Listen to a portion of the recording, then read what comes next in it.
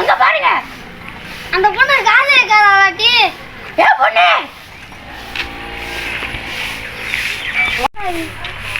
யார் பாப்பா வாங்கடா வாங்கடான்னு போனா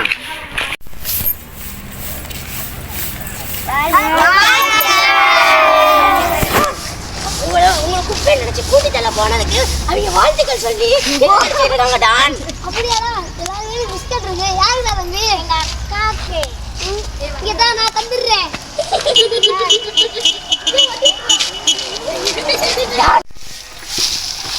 என்னம்மா இங்க வந்து குப்பையை போடுற?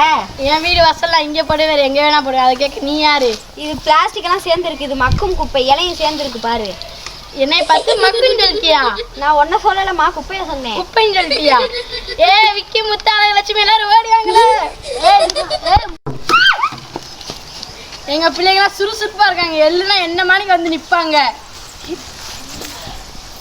என்ன என்னை மக்குன்னு சொல்லிட்டாங்க. மக்குன்னு சொல்லிட்டாங்க. நான் அந்த சொல்ல குப்பையை தான் சொன்னேன்.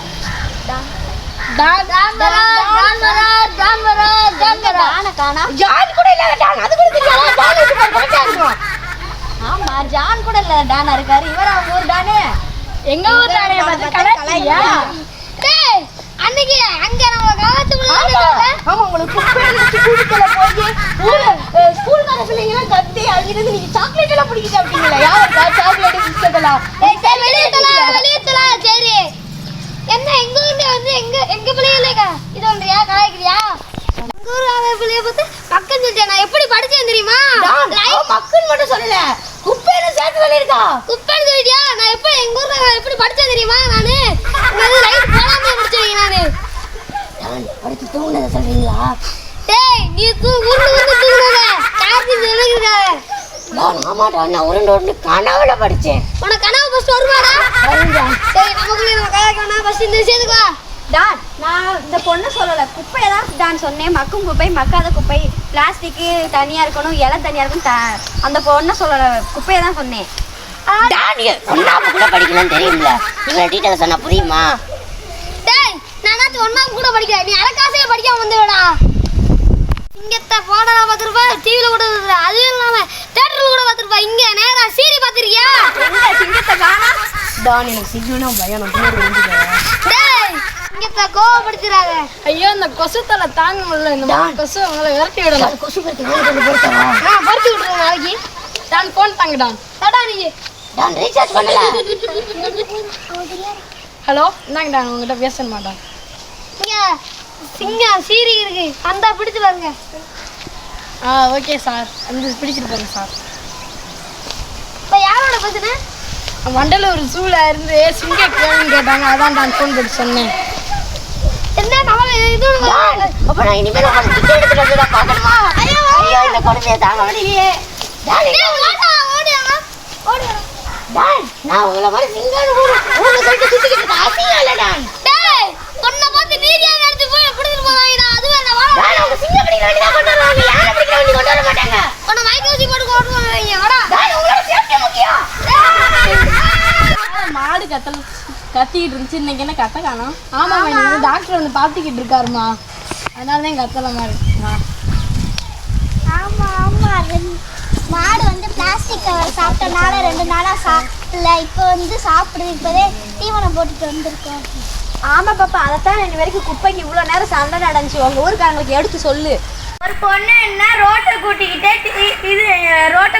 வந்துச்சு. நான் டிவியில் பார்த்தேன். அது எங்கேருந்து வருது டிவியில் பார்த்தா சென்னையிலேருந்து வருதுன்னு சொல்கிறாங்கப்பா. அந்த பொண்ணு ஊரை சுத்தமாக வச்சுக்கிறதுக்காக விழிப்புணர்வு ஊட்டுதுன்னு சொல்லிட்டு நான் டிவியில் பார்த்தேன்.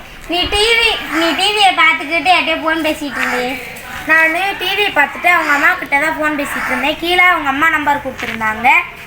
அந்த பொண்ணு ஃபோன் பேசிக்கிட்டே சுயநலவை இழந்து அப்படியே வெளியே வந்து கூட்டிகிட்டே வந்துருச்சான்.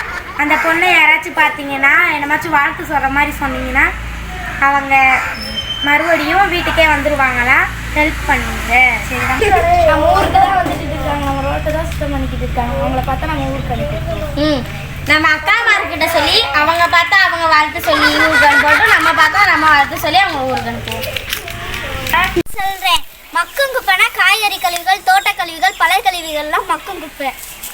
அதுக்கடுத்து நான் சொல்கிறேன், மக்காத குப்பைனா கண்ணாடி, பிளாஸ்டிக், அலுமினியம். அதோட விளைவுகள் ஏற்படுறது காற்று மாசுபாடு, நீர் மாசுபாடு. இதெல்லாம் மாடு சாப்பிட்டா மாடுக்கு உடம்பு சரியில்லாமல் போகும். அதான் அதாக ஏற்படுற விளைவுகள் சொல்கிறேன். இதனால தான் சுற்றுச்சூழலாம் மாசுபாடாகி உங்கள் மாடு சாப்பிட்டு பிளாஸ்டிக்கை சாப்பிட்டு 2 நாளாக சாப்பிடாமல் இருந்துச்சு. இதே மாதிரி சுற்றுச்சூழல் மாசுபாடு இந்த மாதிரி பிளாஸ்டிக் போட்டிங்கன்னா வனவிலங்குகள்லாம் என்ன ஆகுறது? அதனால உங்கள் ஆடு மாடெல்லாம் பிளாஸ்டிக் சாப்பிட்டு ஒரு சில நேரம் இறக்குற நிலை கூட வந்துடும். நீங்கள் இந்த மாதிரி போட்டிங்கன்னா வனவிலங்குகள்லாம் எப்படி உயிர் வாழும்? கட்டாக்குடி சார்பாக உங்களுக்கு வாழ்த்துக்கள்.